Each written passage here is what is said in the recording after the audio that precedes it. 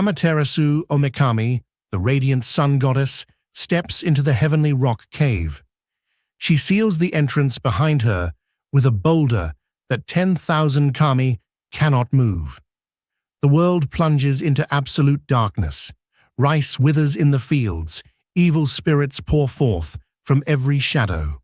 All creation teeters on the edge of extinction. The most beloved goddess in the heavenly realm chooses this fate willingly. She abandons her sacred duty to illuminate the world. Her own brother's violence drives her to this desperate act. Why would the source of all light condemn every living thing to eternal night? High above the mortal realm lies Takamagahara, the high celestial plane. Here dwell the kami, the divine spirits who shape all existence. Amaterasu Omikami rules this realm as the supreme goddess. Her light sustains both heaven and earth. She weaves the garments of the gods on sacred looms. She tends the holy rice fields that feed the heavenly court. Every sunrise across the mortal world flows from her divine radiance. The other kami revere her as the most powerful among them. Her wisdom guides their counsels. Her judgment settles their disputes. But Susanoo no Mikoto, the storm god, and Amaterasu's youngest brother, shatters this divine peace. His father Izanagi banishes him for his violent outbursts. Before departing, Susanoo demands to bid farewell to his sister. Amaterasu agrees to meet him, but she arms herself for battle. She suspects treachery. Mountains shake as the siblings face each other. Susanoo claims he harbors no ill intent. To prove his sincerity, he proposes they create children together through ritual. From Amaterasu's sword, Susanoo breathes forth 5 male kami. From his sword, Amaterasu creates 3 female kami. Susanoo declares victory because his sister's sword produced male children. Drunk on perceived triumph, Susanoo unleashes his true nature. He destroys Amaterasu's sacred rice fields. He breaks down the dikes between her holy paddies. He defiles her harvest festival by scattering filth throughout the feast hall. Still, Amaterasu shows mercy. She makes excuses for his behavior. She tells the other kami that Susanoo merely acts from excitement, but her brother's rampage escalates beyond forgiveness. He tears a hole in the roof of the sacred weaving hall. He hurls a flayed horse down upon Amaterasu and her attendants. The maiden weaving beside the sun goddess dies from shock and terror. This final atrocity breaks Amaterasu's divine patience. Amaterasu flees to the heavenly rock cave. She seals herself inside with a massive boulder. The sun vanishes from both heaven and earth. Crops fail across the mortal realm. Plagues spread through human settlements. Demons emerge from the darkness to torment the living. The boundaries between life and death begin to collapse. Even in Takamagahara, evil spirits multiply like shadows. The kami watch helplessly as creation itself starts to unravel.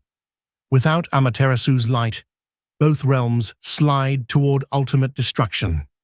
The sun goddess weeps alone in her self-imposed prison. Her grief and rage burn like cold fire in the absolute darkness. 800 myriads of kami gather in desperate assembly. They must devise a plan to coax Amaterasu from her cave. Omoikan, the god of wisdom, proposes an elaborate stratagem. First, they commission Ishikoridome to forge a perfect mirror called Yata no Kagami. Next, they order Tamanuya to create a sacred necklace of curved jewels. They uproot a massive sakaki tree and hang these treasures from its branches. The kami position this divine tree directly before the cave entrance. They gather roosters to crow as if dawn approaches. Every element must work in perfect harmony to succeed. Ame no Uzumi, goddess of mirth and dawn, steps forward to play the crucial role. She overturns a wooden tub before the cave entrance to create a resonating platform. She binds sacred bamboo leaves to her hands. She ties bells around her wrists. As the roosters crow their false dawn, Uzume begins to dance. Her movements grow wild and provocative. She stamps her feet in thunderous rhythm. Her dance becomes so frenzied and abandoned that the watching kami burst into uncontrollable laughter. Their joyous voices echo through both heaven and earth. The divine celebration creates such an uproar that even the mountains seem to shake with mirth. Inside her dark cave, Amaterasu hears the thunderous celebration. Confusion replaces her grief. She expected the world to mourn her absence with endless sorrow.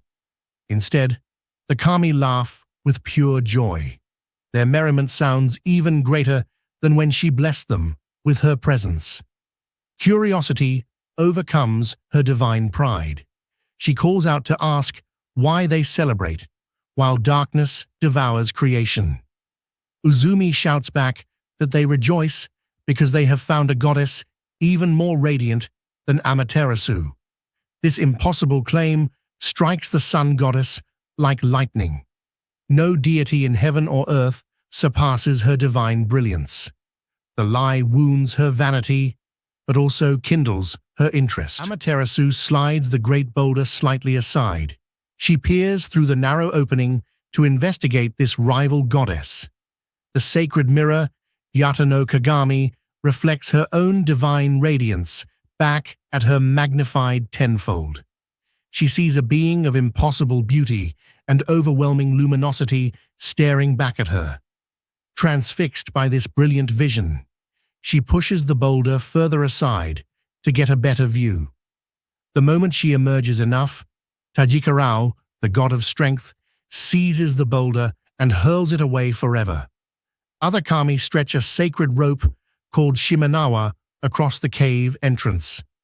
They declare that Amaterasu can never again hide herself from the world. Light explodes across both heaven and earth as the sun goddess steps fully into the open. Creation awakens from its deathly slumber. Rice shoots push through the soil in the mortal realm. Human communities emerge from hiding to tend their fields again. The evil spirits flee back to their shadowy domains. Plagues retreat as divine light touches every corner of existence. In Takamagahara, the kami celebrate the return of cosmic order. Amaterasu resumes her sacred duties with newfound wisdom.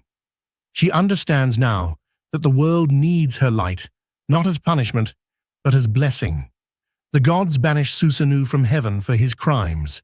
They strip away his divine beard and fingernails as punishment.